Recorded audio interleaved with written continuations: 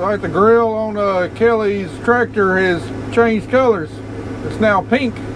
All those bees wings. Kelly, you might want to watch your temperature. Your radiator cover is completely covered up with bees wings. You might want to get out there and rake it off.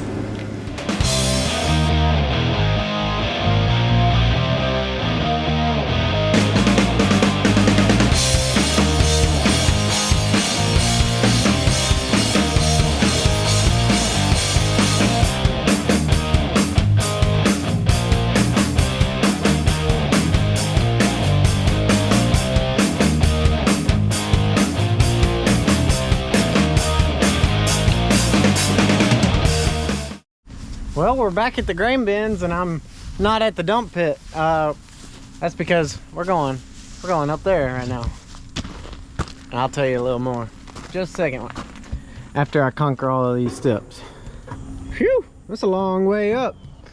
But I finally conquered the stairs and this is what we're looking at. This is 39,372 bushels in the old bin right here. As you can see, we still have a little bit of room left, and I have 1,125 bushels on the truck right now that might be able to fit in here. But as we're dumping, I'm going to keep making this long hike up the step just to make sure we're not going out the top, we're not blowing anywhere crazy. Man, I just keep teleporting up there to down here. But we have a little bit of corn in here, around 8,000 or 9,000 bushels. I'll have to do a quick math on that. But so we could go back into bin 4 is the one I was just saying about had 8,000 or 9,000 in there. But that is some pretty, ow, oh, I just hit my knee. Whew. But that is some pretty dry corn in there, and we have dry corn right here. But we're gonna put it into bin 1 solely. So that bin over there is the one with 39,000, and this bin right here is bin number 4. Woo! Those blowers making you look like you're from a cool movie or something. But whew, as you can see, there is plenty of room to. Man, I gotta close this real quick. Whew. Anywho, what I was saying was, there's plenty of room to go dump in there, but the corn that's in there is just a little damper than we would like it to be. So before we put any more corn on top of it, we're gonna give it another day or however long it takes us to get to the next farm. So we are dumping into bin 1 right here, which is completely empty, and that way we can let this dry for another day or two. And we're into some pretty right now we're into some pretty dry corn, but our next farm is going to be just a little wetter, and we're going to put it also into bin 1. That way it's at the bottom, there's not too much in there, so we can kick the fans on and dry it a lot faster. Whew. Back down these steps. But what we don't want to do is put all that dry corn onto some semi-dry corn, and then back on top of that drier corn with wet corn. So what we're doing is putting this, well, I'm filling up bin 3 over there with the 39,000 in it. I'm gonna top it off as much as I can and then start going into here, solely because we don't want layers and layers of dry, wet, dry.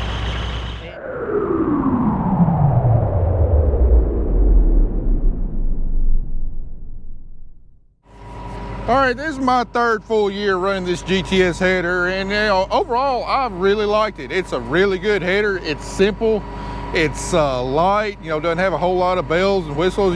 For the most part it's well designed. Definitely at a significant discount to Case, Deere, Geringhoff, Drago, etc.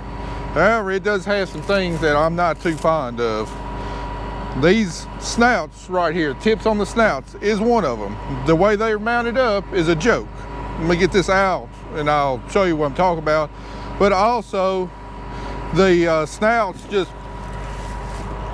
fold up like that, which I do like for storage. However, if you're going along and you get like a big, like some kudzu or a big wad of morning glories or some dirt, it's going to, you know, when it pushes on it, it's going to want to do this right here.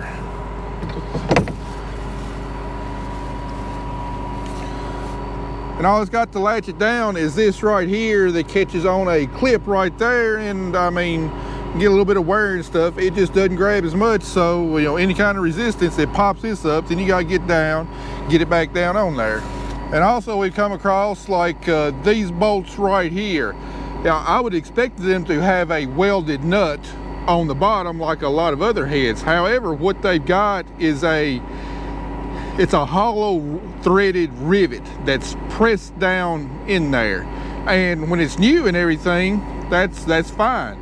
But what happens, you know, when you press, you know, a rivet into aluminum? I mean, the aluminum's real soft metal. You get vibration, you get some age, and then that rivet's going to break loose because the aluminum is real soft. And that's what we've had. We've had to take a couple of these off this year, and the rivet just starts spinning down in there. Then you can't get the bolt out. You know, these things really need welded nuts on the bottom. And also, while I do like the aluminum part, because on a header this big, it really takes a lot of weight away. When you break something, unless you got the proper equipment, you can't weld it, which I don't have the proper equipment. That's why when we tore it up on the custom harvesting, I'd take it all the way to town to weld a simple little tab on right there that if it had been steel, I could have done it myself. And then like this right here, this weld's broke loose. I don't know, I think I hit something last year and you know, bent that a little bit, but you know, I can't weld this. It's aluminum. So these are just kind of a few minor gripes I got about this head. You know, no piece of equipment is going to be perfect, but if they could address some of these issues, that would be greatly appreciated. I do think on the new ones, they were telling me those rivets I was talking about are welded on there. That's what they were telling me. I haven't seen it myself, but anyway, let me get that tip off and show you what we're dealing with on that.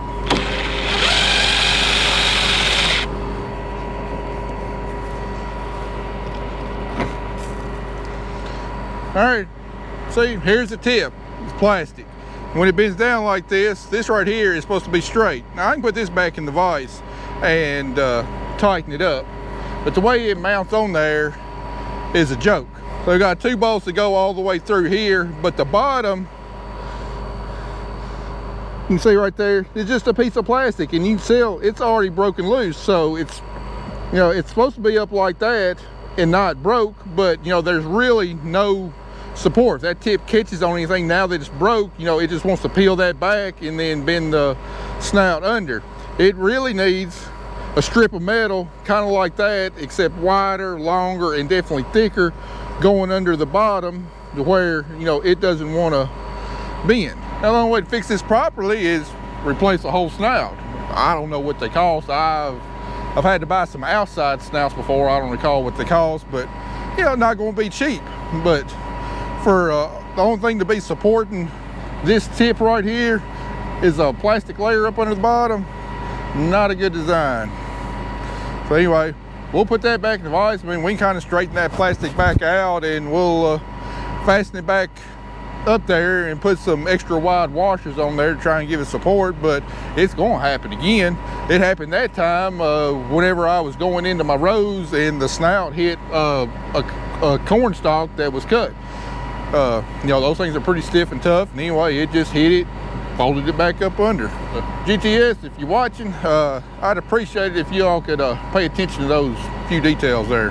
Well, I take back what I said about climbing up and down the bend just to check on it. So what we're doing now is the front half of the truck definitely fit into bend 3. So what we're going to do now is play it safe, since it's Sunday at a little past 5 and we've already had a pretty big problem today. I don't want any more. So what we're going to do is, so we're going to put the back half into bend 1 and go from there, just so I don't have to put like 2/3 of a truck into bend 3 and the third into 1. I'm just going to cut it in half, make it a little easier. It's not blowing out of the top of bend 3 yet, and all of it's in there. So that's what we're doing now.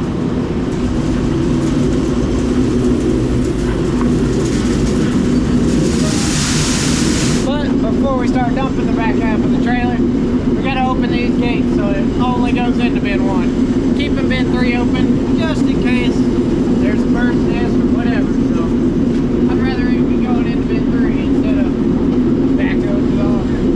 So let's open it up.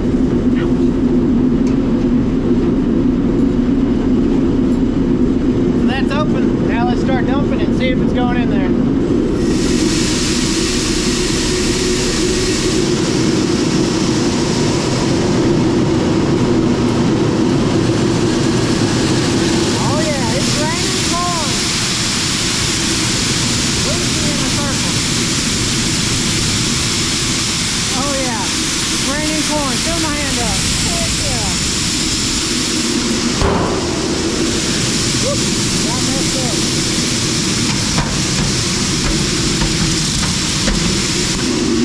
Alright, well that's good. It's going in there, so let's get the rest of this going. This dryer corn I'm talking about. Oh yeah, 17.3. The last one was 17.2, so we're right at 17. We rolling. Problems and all, we still rolling. Well, we've been up here on the hard farm for a couple hours, and basically we've done pretty much all the inrows, the low yielding stuff, and just a little bit of the better parts of the field. And my yield monitor is average is sitting on 175, and pretty much all we got left is a good part of the field. Man, tell you what, this is some fantastic corn. This Pioneer 1464 really showing out. That it might not look as pretty when it's ready to harvest as the decal does. It's got some weak tops in it, but man, there's a whole lot of weight on those cobs. You know, 1464 is 114-day corn, so actually it's the earliest maturing that we planted this year. As you can tell, you know, it's all dried down. You see just a little bit of green in there, but our moisture's running, you know, 16.5, 17%. Look at that, 256, 259 down through here. Man, some good stuff. I know Andy's running hard right now. He's got about a 7.5 mile trip to the bins, so as soon as he gets back, I mean, we're all loaded up, dumping on him, and he's going again. I believe he's going to have to swap bins here pretty soon. Bin number 3 should be just about full. I'm just hoping we can finish the rest of this farm before we go home. It just all depends on how many more bushels it yields and whether Andy can get it all hauled off. Also looks like there might be some weather moving in. I think we got like a 40% chance of rain this evening or tonight. I'm hoping it misses us. We got plenty of soil moisture to finish the crops off, and I don't want to miss any more days out in the field. We're already a lot later in the harvest than what we normally are. Normally we're done shelling corn by now and planting cover crops and looking towards soybeans, but we got probably at least 4 more days of corn shelling before we can plant cover crops, and then we got that new drill to figure out. Well, I really don't want to get rained out. I want to get this corn done and get started on something else, try and get back on track, because I imagine my cotton scout's going to be hollering at me to defoliate some cotton later on this week. Holy crap! I'm hitting some crop critic numbers right here. Woo! 270, 280. Dang, almost hit 300. Man alive. I knew this corn was going to be good. I didn't know it was going to be that good. Woo! That just gives me the shivers. I mean, I'm getting a whole bin full just one pass in this field. My bin holds just a hair over 300 bushels. Might even be more than that, because I mean, I'm unloading on the go, so I don't really know how many bushels I'm putting in there. I know it's over a bin full though. We're back getting loaded, and let me show y'all on paper what I was talking about. I don't know how clear that audio was. So that last load I had 63,020 pounds, which was 1,125.36 bushels. And to play it safe, I didn't let it run over, and I didn't want to go keep walking up and down the bend. So I just cut it in half and put the rest of the front hopper into bin 3. So it evened out to 40,498 bushels in bin 3. And I started dumping the back hopper into bin 1.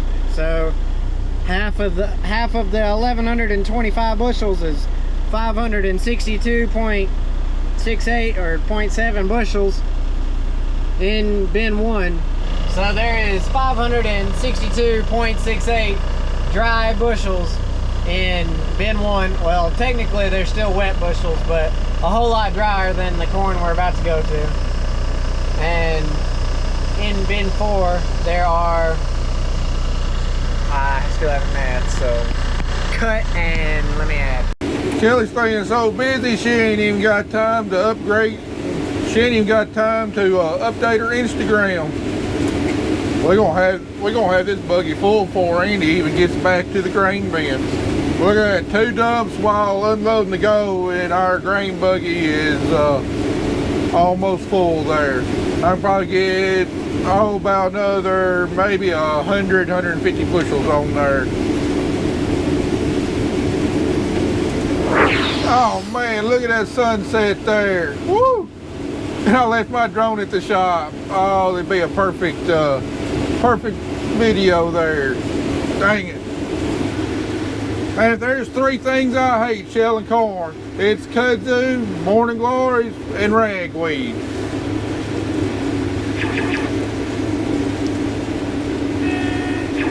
With a special emphasis on the viney crops, kudzu and morning glory. I done bent up my outside snout over there from getting in on a big pile of kudzu like that. Yeah, there is corn in there, good corn. But then, like you see right there, it just wrapped my freaking auger up. Even though this header ain't near as bad about wrapping up as my Case IH head was, it's actually pretty reasonable. Most times I can get it off by just reversing it like that and then kicking it back on. But man, that kudzu sure is aggravating.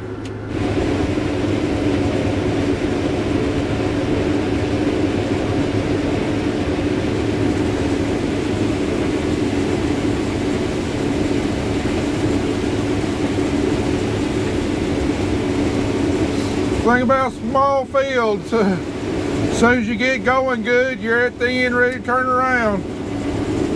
That's what really hurts our efficiency here in West Tennessee. Can't do it like them big Midwest guys. I just got done watching the Crop Critic's latest corn harvesting video. It's where he was doing the NCGA yield plots, and got me thinking. I imagine several of y'all wondering, why don't we enter in the NCGA, especially with, these high yields I'm so happy about. There's several reasons for that. Number one is, while I'm very happy with our yields, our yields do not compare to what the Crop Critic or even any of the other NCGA winners are doing. We have basically no hope of placing. We farm completely different than what Eric Reed and David Hula and Randy Dowdy and all of those others are farming. They're pushing their crops trying to find out what the maximum yield potential is. And when you do something like that, the more you push your crop, in my opinion, the greater risk that you're taking on yourself. And we're trying to farm a different way. We're trying to minimize as much risk as we can while also making, big yields. We're putting in low inputs on our crops and trying to maximize the value of every single input we put on there. So, it's just a different philosophy that we have than what Eric does. And while, you get a good year and you can hit those eye-popping numbers that he's doing, I don't want the risk associated with having all of those input costs if we have another year like we had last year, which will happen. Number two, Eric talked quite a bit about, the amount of time that he puts into his plots, and also the amount of stress that goes into those plots. And I can sympathize with that. You know, trying to pick your best spot of the field and just harvest just that without any of the surrounding stuff is almost next to impossible, especially in our fields. Our ground is so highly variable. You know, I might, you know, almost hit 300 bushels in that one pass. But at the other end of the pass, you know, it was 210, 220. You know, our ground is so variable. As you go through a high yielding swell and then you go up on a lower yielding knob, I mean, it does not lead to making great NCGA plots, because you need consistency. You know, you got to harvest a minimum of 1.25 acres. And if you had a big enough field that had a honey hole that was real long and you could do it all in one pass, you stand a good chance of having a great plot. But for us, you know, we might only have, say, 400 or 500 feet of a real high yielding pass. And then the rules are, whenever you make your next pass, you got to skip over 3 header widths. I've got a 12 row header. That means I got one pass here, and then I got to skip over 36 rows before I can make my next pass. I skip over 36 rows, I might be out of, you know, I might be out of that 280 bushel corn and back down to some 200 bushel corn. So, like I said, you know, we don't have much of a chance of placing. There's them blasted morning glories I was talking about earlier. Man, I hate them.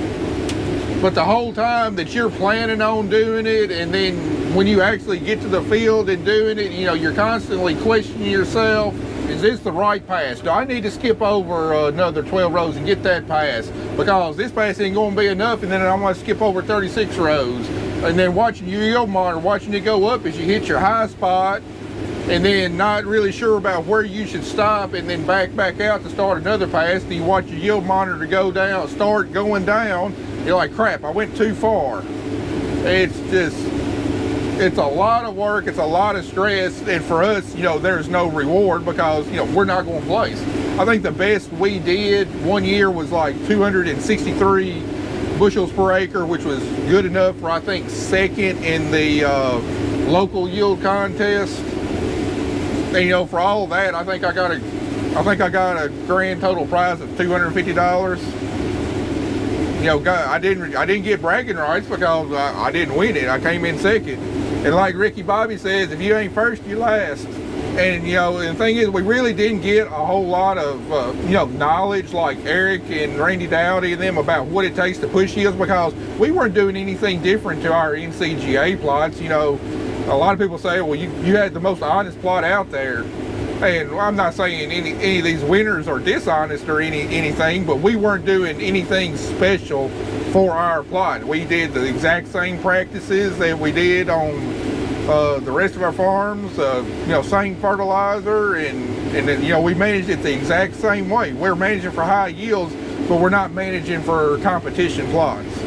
And then, you know, the amount of time, you could easily kill close to half of a day doing an NCGA plot, because you got to weigh it at a certified scale. We've only got one truck, so we cut our plot, and then our truck would have to drive way off to town to weigh at a certified scale, and then go dump it, and then go back to the certified scale and weigh empty, and then finally come back to the field after that. And, you know, that could easily take another hour, 2 hours right there. So, you know, while it was fun when you did have a successful plot, ultimately it just wasn't worth it to us.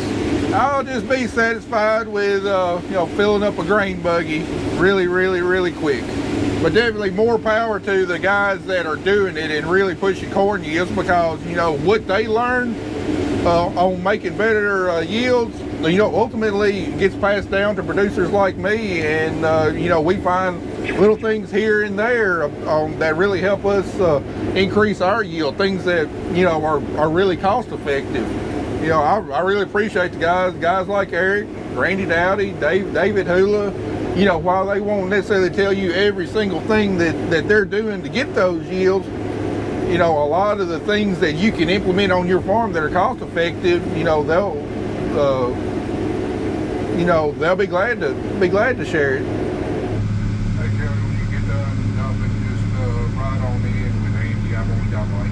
passes down there, and I'll just put in the grain buggy, and I'll still gotta blow the combine off.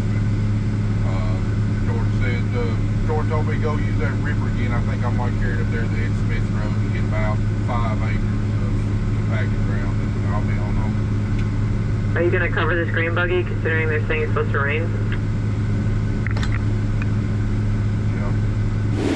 Well, got the last pass of this farm done, and I think we got our highest average of the year so far. The last 2 farms that we did 192 and 193 bushels. Let's see what this one's at. 195 bushels an acre. Mighty fine for this old hill ground we farm. I'm plumb tickled with it. But the easy shelling is done for now. Tomorrow we get to, we got 3 fields. We're gonna take the header off twice. They're on this really busy road here in Jackson, real narrow, traffic flying up and down. The small fields, real tough to get in and out. We get to fight those tomorrow. I was so hoping we'd get them done today on a Sunday when traffic ain't gonna be near as bad. Instead, we gonna get to do it first thing on a Monday. Oh, it's gonna be miserable. And then we got to move to our farthest farm, go down another treacherous road to get there. Got 30 acres there. Then come back down that road. Oh man, tomorrow is not gonna be fun. Gonna be some good corn, but it ain't gonna be fun. But anyway, y'all heard me talking to Kelly. I'm about to go hop on that Magnum 340, that farm we just got done with earlier today. Got about 3 spots in there that never have done that good, and I think compaction might be the problem on them. We're gonna head over there to the ripper, see if we can get them finished while that ripper's available. Man, I wish we hadn't had that truck breakdown today. We'd be done with them small fields and be moved on. God, I wish that hadn't happened. Oh well, that's our life. See y'all in the morning.